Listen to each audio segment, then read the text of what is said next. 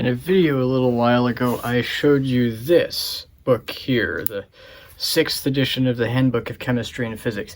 This copy is complete, and it's in good enough condition to read, but it is still a little bit rough. In fact, even my 5th edition, which is somewhat older, is in better condition than it. So while I'm grateful to have it, I did keep my eye out on eBay for a better condition 6th edition, and much to my surprise, it was only like a month before one showed up on eBay for like $20 or so.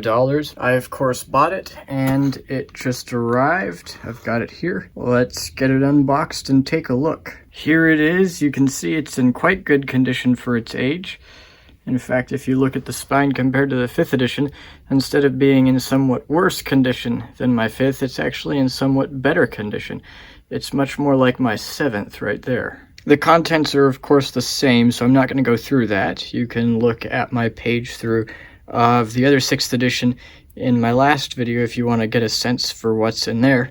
The only other difference that I can think of is that my 6th edition here, I guess maybe I can uncover it and show you. Yes, there you can see, was printed in 1917, whereas this one was printed in 1918. Now, this doesn't change any of what the contents are, as I said, but it's still kind of fun as a collector to have one from both years that it was printed in. I'm actually going to put it below that 6th edition in the stack because it is a slightly later copy. And there we go, it's in its permanent home in the stack. I think in my last video I noted that I had 4 90s missing, and well, here are 2 of them. At least they should be 98 and 97. Let's open them up and see what they look like. And here they are. They're looking pretty good. They're the condition I expected, and of course the additions that I expected. You can see the periodic table inside the cover of the 97th edition.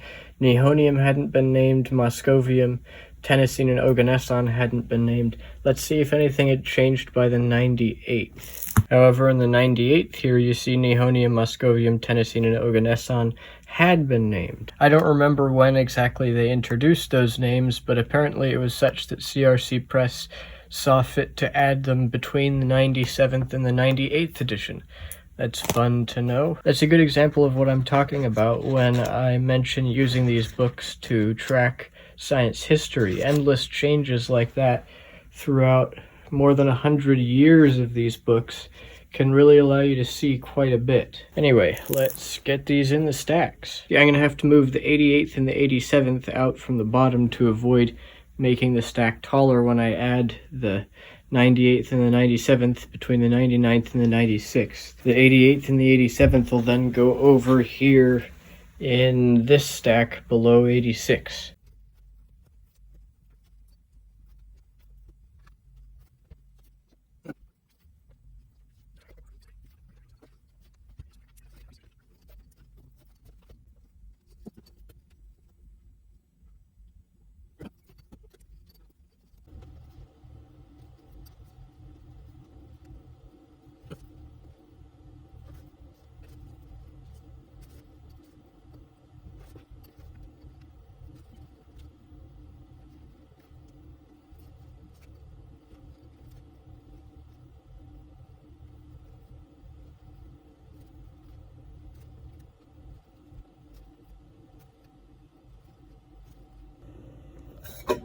There we go, looking good. I no longer have to stare at a big gap between the 96th and the 99th anymore.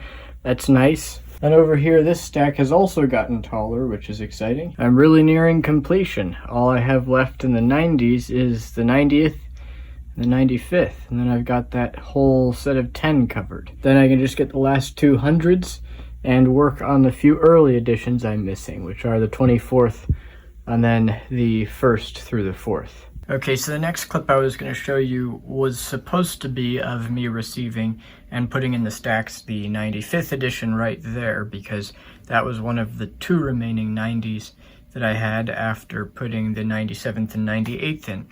Unfortunately, it appears that I either forgot to film it or misplaced the footage. Regardless, the 95th did get delivered in between the 97th, the 98th, and the 90th, and the next clip you'll see is of me receiving and inserting the 90th edition. Hopefully this avoids any confusion associated with why there's suddenly a 95th in the stack when there wasn't before. And here we are with the last of the 90s, which is number 90. I got all the others first just by chance.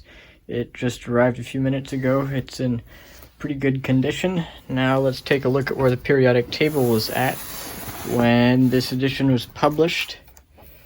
Okay, we see that Copernicium, Fluorovium, and Livermorium had been discovered, but not named, and the heaviest element that was discovered and recognized was Roentgenium. So that's pretty interesting. It's fun to see that evolve over the years. I haven't actually looked in the other ones to see how far back I can even find a recognizable periodic table. I will have to do that at some point.